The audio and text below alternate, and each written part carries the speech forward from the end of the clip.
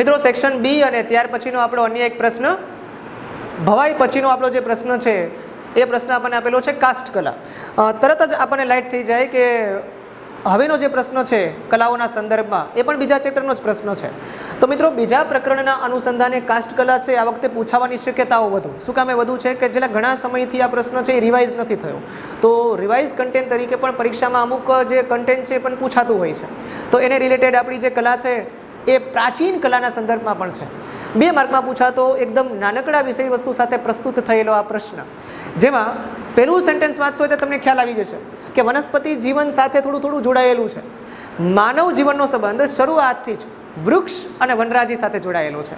આમ તો માનવી જેમ જેમ આદિમાનવથી આધુનિક માનવ સુધીની અવસ્થામાં પહોંચતો ગયો, વિચારની ક્ષિતિજો એમને જેમ જેમ વિસ્તરતી ગઈ અને એ વિચારની ક્ષિતિજોમાં જેમ જેમ એ નવું સંશોધન કરતો ગયો, એમાં એ સૌથી પહેલો ઉપયોગ આપણે બધા જાણીએ છીએ કે પ્રકૃતિના આ તત્વ સાથે કરતો થયો, એટલે કે લાકડા સાથે કરતો થયો.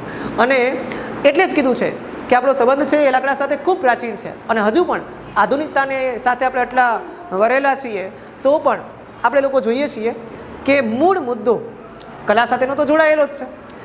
પ્રારંભમાં એટલે કે સૌથી પહેલાં માત્ર ને માત્ર લાકડાનો ઉપયોગ શેના માટે થતો હતો? તો પ્રારંભમાં શરૂઆતની અંદર માત્ર ને માત્ર લાકડાનો ઉપયોગ થતો હતો બળતણ તરીકે. ધીમે ધીમે સમય પસાર થતો ગયો, ધીમે ધીમે માનવી છે પોતાના જીવનમાં સ્થિર જીવન જીવતો ગયો, એમ એમ માનવી છે એ સંશોધનની દ્રષ્ટિએ લાકડામાંથી ઘણી બધી પ્રકારની વસ્તુઓ બનાવતો થયો. એક છે ઓજારો, ભવનો, મકાનો.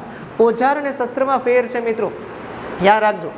શસ્ત્રો અને ઓજારમાં શું ફરક છે? ઉપયોગિતાની દ્રષ્ટિએ ફરક છે. માનવના કૌશલ્યની સાથે જ્યારે ઉપયોગી વિષય વસ્તુ બનાવવામાં જે સાધનો સહાયક થાય એને ઓજારો કહીએ છીએ, અને કોઈ જીવને હાનિ પહોંચાડવા માટેનું જે ટૂલ સાધન જે ઉપયોગમાં લેવાય એને આપણે શસ્ત્ર કહીએ છીએ. એટલે અહીંયા આપણે ઓજાર લખવાનું છે, યાદ રાખજો. સમયાંતરે ઓજારો, ભવનો અને મકાનોના બાંધકામમાં લાકડાનો ઉપયોગ વિશેષ થતો આવ્યો છે. આજની તારીખમાં આપણે લોકો આધુનિક જગતમાં વાત કરીએ તો આધુનિક જગતની અંદર પણ વિશેષ ફર્નિચર આપણે શેમાંથી બનાવીએ છીએ? તો કે લાકડામાંથી જ બનાવીએ છીએ. તો પ્રારંભથી લઈ અને અત્યાર સુધી અર્વાચીન સમય સુધી છે લાકડું સતત અને સતત ઉપયોગમાં આવતું જાય છે. થોડી વિષય વસ્તુ બીજી સ્લાઇડ ઉપર જોઈએ, બીજા સ્લાઇડ ઉપર નજર નાખીએ તો એ આપણને એવું કીધું છે કે સંશોધન આગળ વધ્યું, માનવીએ વિચારો નવા શરૂ કર્યા, તો આગળ શું બનાવતા શીખ્યો? એ ધીમે ધીમે બનાવતા શીખ્યો લાકડાની મૂર્તિ. આજની તારીખમાં ઘણી બધી મૂર્તિઓ મળે છે લાકડામાંથી બનેલી.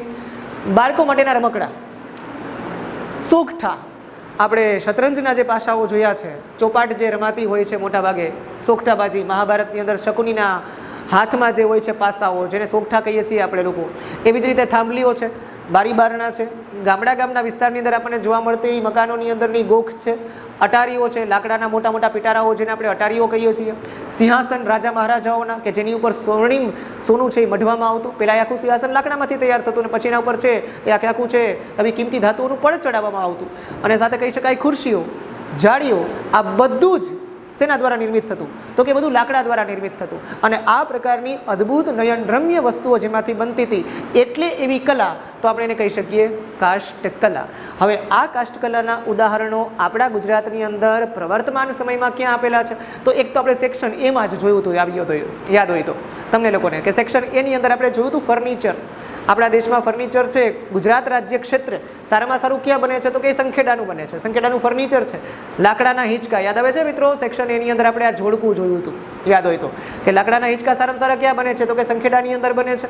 અને ઈડર શેના માટે ફેમસ છે? તો ઈડર સારામાં સારા રમકડાઓ માટે ફેમસ છે. તો બહુ ટૂંકા મુદ્દાઓ સાથે, બહુ નાની વિષય વસ્તુ સાથે 1 થી 2 વાર રિવાઇઝ કરીએ એટલે તરત આ પ્રશ્ન યાદ રહી જાય એવા પ્રકારનો પ્રશ્ન છે. તો અહીંયા આપણો સેક્શન બીનો અન્ય એક પ્રશ્ન પૂરો થઈ રહ્યો છે.